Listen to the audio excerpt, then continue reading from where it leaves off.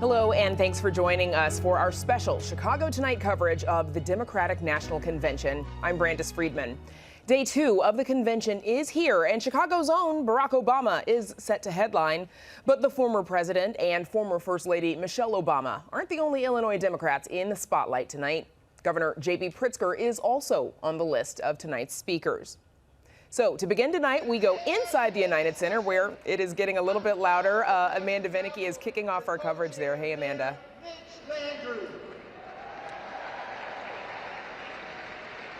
Hey, Brandis, and as I speak with you, the convention is literally just now beginning for its second night. As you noted, the former president is expected to speak, and that has Illinois delegates excited because many of them consider him to be an acquaintance, even a friend. And also, then Governor J.B. Pritzker will be giving a primetime address. He's expected to focus on the economy.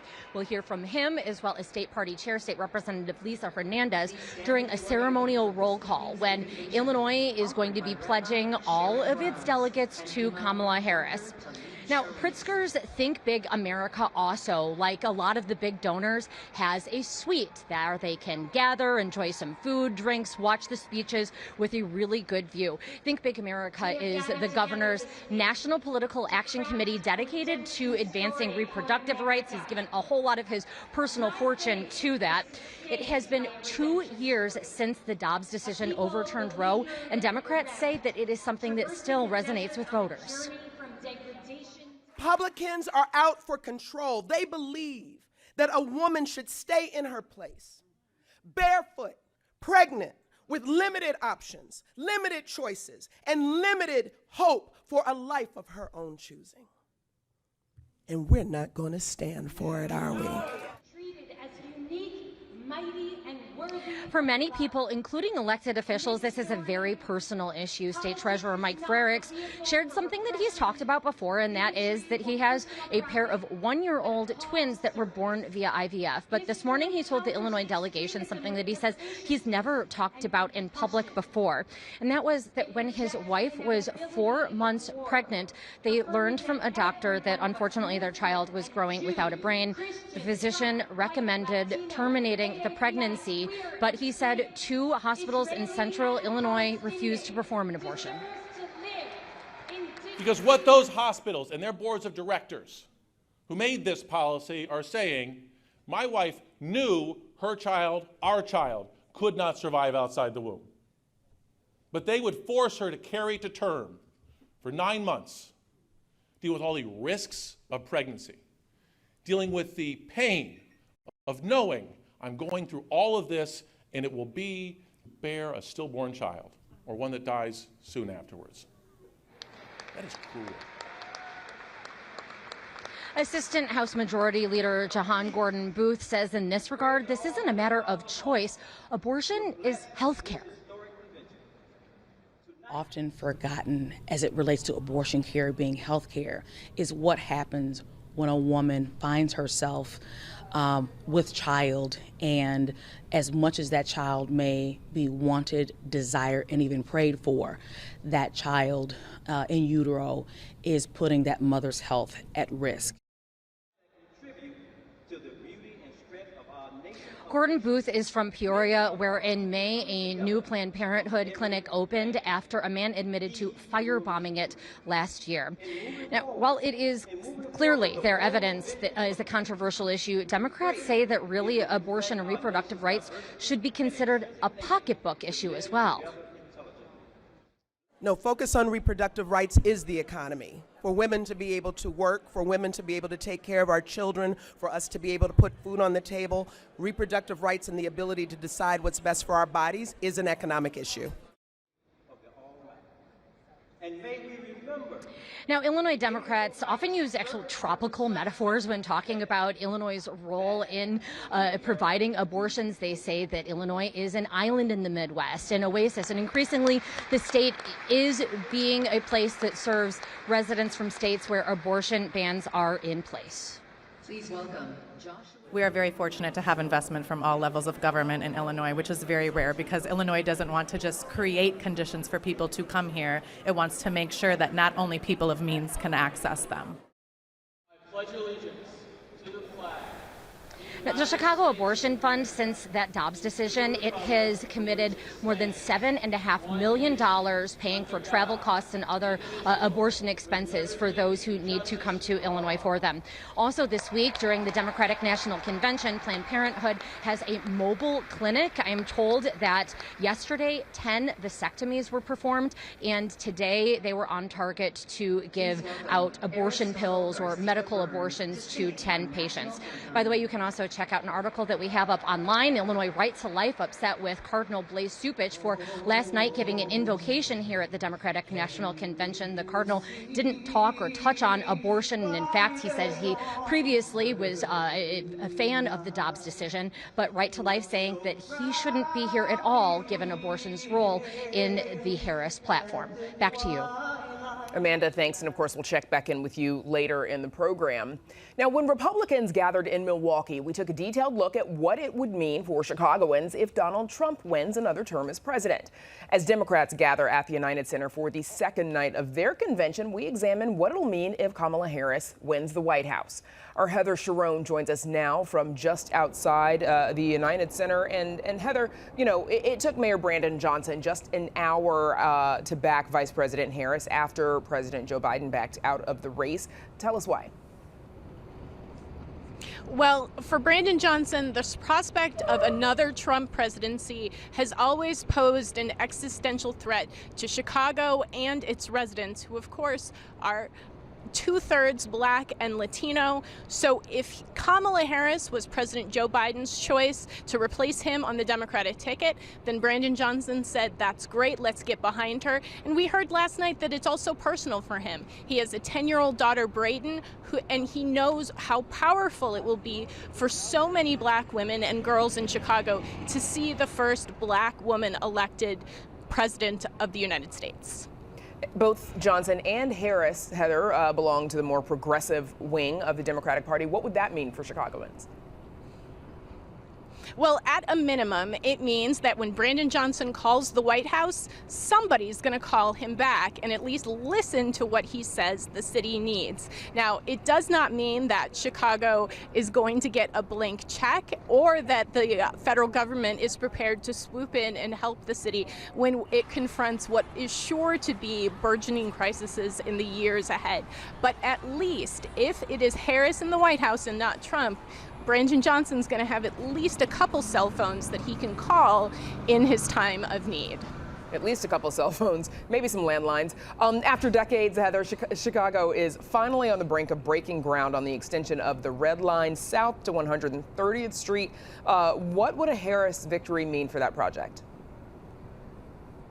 Well, a Harris victory would mean that this project would almost certainly finally break ground in 2025.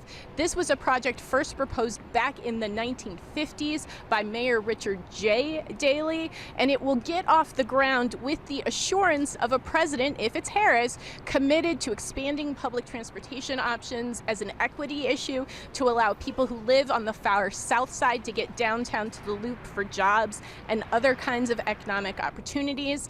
But we would also have a president who believes in sort of the fight against climate change, and getting cars off the roads is a big part of that. Now, the cost of the Red Line extension has already ballooned to more than $5 billion. It's very likely that there will be cost overruns somewhere along the lines of this very complicated project. President Harris would at least take the sort of position that the project should be completed. Under President Trump, it's not clear whether the project would even get off the drawing board. Heather, there was a significant amount of tension between City Hall and the White House, of course, over the arrival of those 47,000 migrants to Chicago, almost all of them sent by Texas Governor Greg Abbott. You know, Vice President Harris has been dubbed the person in charge of the migrant crisis at the border. Do we know how she would handle this issue? So we don't have a lot of details on that. She's only been the Democratic nominee for about a month. I think it's a month tomorrow, actually. So she's been light on details of her policies and platforms, but she has tried to strike a notably tougher line on immigration than at first President Biden did when he took office. And that has helped reduce the number of people crossing the border and claiming asylum and being allowed to stay in the country while those cases are adjudicated, and many of them have made their way to Chicago. So it is not clear whether Harris will sort of continue that, or if more people come to America and claim asylum, whether she will help cities like Chicago and New York care for them if the Texas governor restarts the buses to cities controlled by Democratic mayors. But again, he might not get any answers, but at least he'll be able to get President Harris or one of her top aides on the phone to at least make the ask. If it's President Trump, I think he's going to have a much harder time making that call. Okay. Heather Sharon, thanks. And of course, we'll check in with you again during our 10 p.m. broadcast, 10-ish later on after the big show. So joining us now with a look ahead at day 2 of the big show, the Democratic National Convention, are Karen Freeman-Wilson, president and CEO of the Chicago Urban League. She's the former mayor of Gary, Indiana. And Richard Porter, a Chicago attorney who was a member of the Republican National Committee from 2014 until just last month. Thanks to the both of you for joining us. So I want to look ahead to tonight, right? Tonight's keynote speaker will be former President Barack Obama, of course, and the focus of the convention is going to be tonight. We know that their theme is about, pivoting towards a look ahead at the future. From, celebrating President Biden last night to making that look ahead. Karen Freeman-Wilson, what do you think, or what do you expect to hear from Barack Obama tonight? And do you think he'll be able to sprinkle some of the magic Obama fairy dust on Kamala Harris? Well, certainly people are excited about hearing from President Obama. He is popular. He's a native son, and he's home. But at the same time, he is going to talk about the future for the Democratic Party. What does a President Harris look like? Talk about the economy, to talk about the continued investment in infrastructure. That was something that was hard fought. It was something that President Trump promised for 4 years and never delivered, but that President Biden and Vice President Harris were able to deliver. So I think there will be a focus on those things. Richard Porter, speakers last night spent a lot of time attacking Donald Trump. How do you think that plays, and what do you think we'll hear tonight? Well, you'll hear more of that, I'm sure. But I think it's interesting that if they're talking about trying to move to the future, that they're focusing on speakers from the past. And I think that so far the convention has really been geared towards motivating the Democratic base as opposed to reaching out to those very few people out there that are undecided at this point. How do you think they can do that? Who do you think they should be using? Well, I thought really the best speaker last night was one of Kamala Harris's friends from when she grew up, and she was conveying information about who the vice president is, and I think that was much more valuable than hearing from Hillary Clinton, which she's a controversial figure, she's a person of the past. I don't think that necessarily helps Kamala. But hearing from a friend that can talk in a personal way about some attributes that she had that maybe people weren't aware of, that was a much more positive thing, I think, for the Democrats. To that point, Karen Freeman-Wilson, do you think the party has done enough to define Kamala Harris and her vision? And thank you for saying Kamala. I know it's not been a lot of practice, but we'll get more of that in the next 4 years. But I think that the party has done quite a bit in helping people to get to know Kamala Harris. You'll see much more, and who better to hear from than to hear it from her on Thursday night.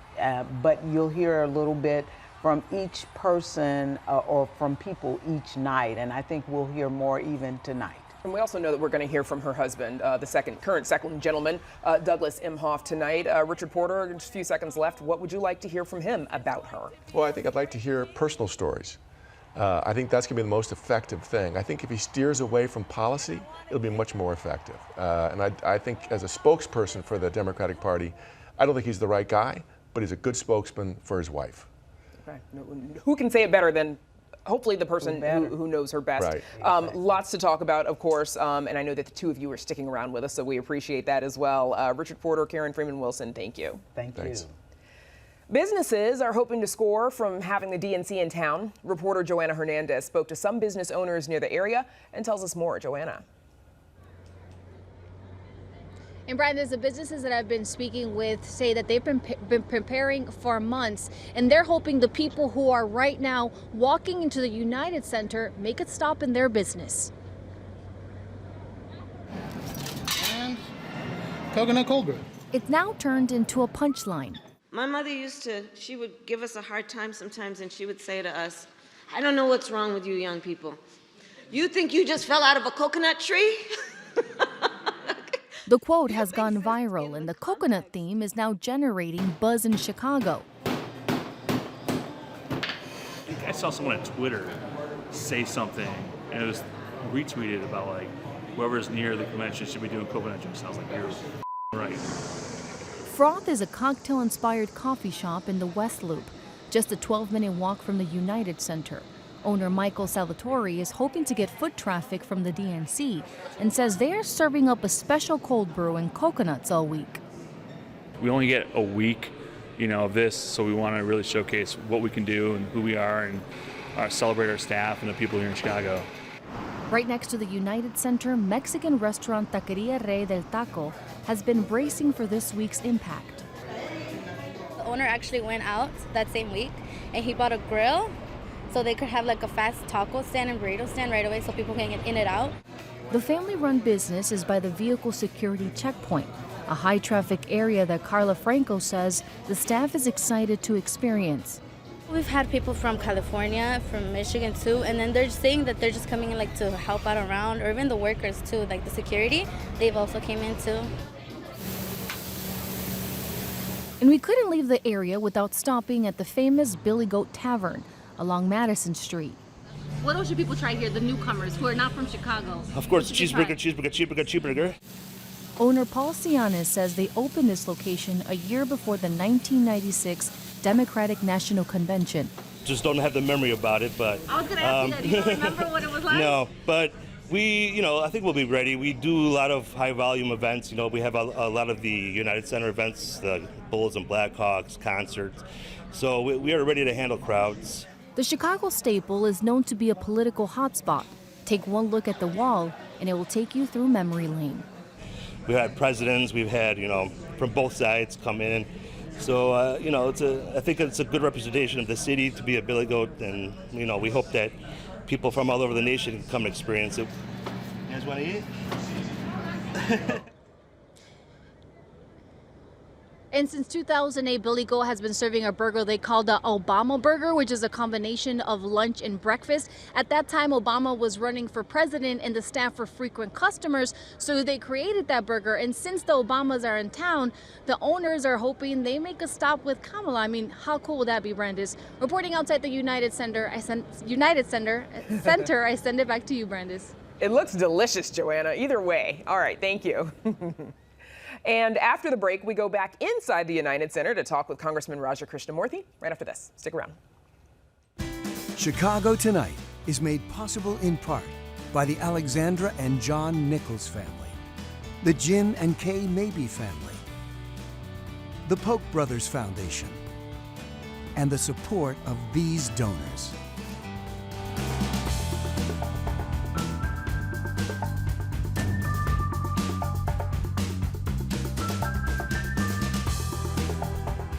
And now we go back inside the United Center, where our Amanda Venicky is keeping an eye on the floor for us. Amanda.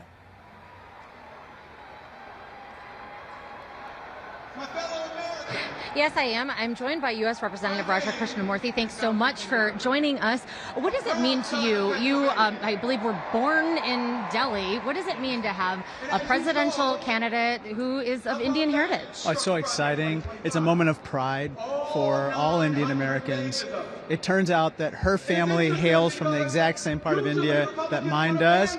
So there's an additional source of pride. Okay, yes. Yeah, something political yes. in the bloodlines there, perhaps. Yeah, all right. mutant gene in my case, but yes, thank you. You came this afternoon. You had a big fundraiser. I believe tickets were going for like between $10,000 and $100,000. Is that right? How much do you raise? What's this fundraiser for?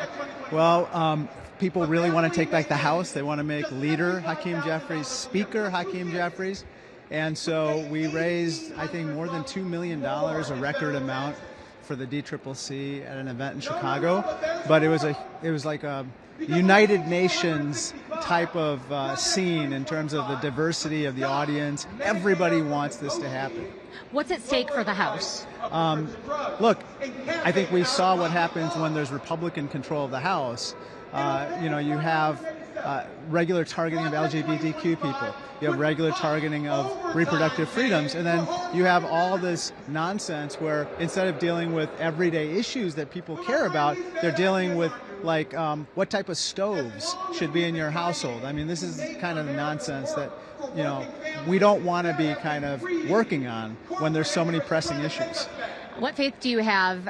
We've talked a lot about the presidential race, but in terms of the House and flipping it? I think that there's an excellent chance.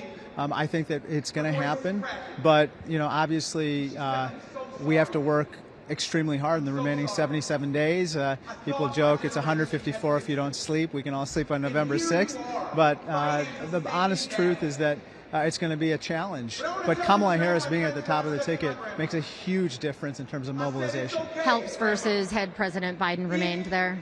Well, I think that there's just so much energy and enthusiasm. I went and knocked on doors in Wisconsin, took several carloads of Illinois volunteers, and I spoke to the Kenosha County Democrats. It was just complete wall-to-wall people who were bouncing off the walls, and I'm not talking about tin walls, but they were just incredibly enthusiastic about Kamala Harris.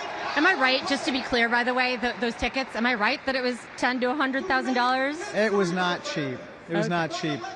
We had a lot of very generous individuals, organizations, unions, folks in et town cetera. with cash to spend for that very purpose. Yes. I want to ask, I believe, according to Open Secrets, you have $17 million or so in your campaign fund. There's a lot of folks who believe that you might be eyeing a U.S. Senate seat should Dick Durbin decide not to run again, something that a lot of people think is going to be the case. What can you share? I'm 1,000% behind Dick Durbin, one of the most outstanding public servants we've ever had. There's no vacancy, and he's. I hope he runs for re-election. So not running, not willing to go there until or unless there is an announcement. What do you plan to do with all that cash? That's a lot. Well, I'm just. You might have known that I took the silver medal before I won the gold in my quest for public office. I know that with the advent of super PACs and the fact that, for instance, the vaping industry, according to Time Magazine, has a target on my back, so along with other companies. You have to be ready for anything. And we will leave it at that. Thank you so much once again. That is U.S. Representative Rajna Krishnamurthy. Amanda, thank you, and thanks to Congressman Krishnamurthy as well. Okay, a few moments left. We're going to get some final thoughts from our in-studio guests, Karen Freeman-Wilson and Richard Porter. So one of the things you mentioned, Richard Porter, earlier was, sort of the old school speakers that you felt like there were at the convention last night. But we also heard from AOC, Representative Alexandria Ocasio-Cortez from New York, Senator Raphael Warnock from Georgia. And those were some of the more sort of, fiery speeches that we heard in the room last night. Do you think the Democratic Party is giving any future speakers the opportunity? Do you think you're seeing any sort of future emerge? No, I do think that they're fiery, and I think they're, full of life. AOC just lights up the room when she speaks. I mean, it's really terrific. But she speaks to a certain segment of the population. They're all Democrats already. Nobody who's a moderate is going with AOC. She's a socialist. So, I think, and the same thing with the senator from Georgia. So I think the reality is they're talking to their base. They're not putting people up there that are communicating important information about who Kamala is and about what the future of the Democratic Party is going to be. It really is just, they're trying to steal some words from the Republicans, talking about freedom. When, here Raja was talking about stoves. The Democrats want to take away your choice of a gas stove. And so, that's not promoting freedom. And so I think they're so far left that they're communicating with the folks and trying to mobilize the people who are excited about being on the left, not necessarily reaching out to the people that are in the middle. 45 seconds left. Karen Freeman-Wilson. I think that you heard from both AOC and Senator Warnock the fact that we are so much more alike than different. And I think that matters. And you'll hear more of that There's been such a division and an effort to divide. When you hear them talk about their roots, their history, the fact that she was a waitress, bartender, the fact that his father was a junk man and a preacher, that's something that we can all identify with as we come from our roots. Okay, it'll be fun to watch the rest of the evening and see what happens. We'll see you back here at 10, both of you, so thank you so much for joining us for now. And that is our show for now. Be sure to join us for more live coverage tonight after the convention around 10 or so as we break down day 2 of the Democratic National Convention. In the meantime, be sure to check out our website for a live blog covering the very latest from the convention, and stay tuned for convention coverage from our friends at the PBS NewsHour. Now, for all of us here at Chicago Tonight, I'm Brandis Friedman. Thanks for watching. Stay healthy and safe. We'll see you at 10-ish.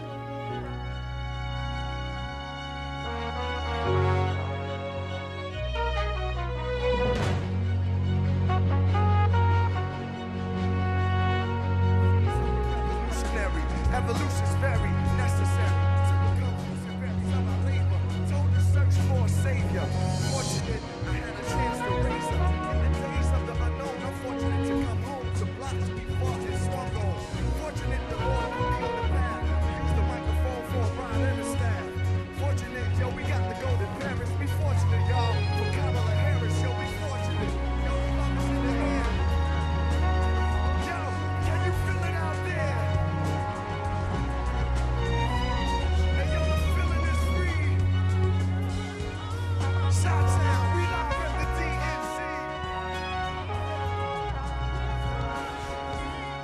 Closed captioning is made possible by Robert A. Clifford and Clifford Law Offices, a personal injury law firm dedicated to preserving the dignity and rights of all individuals.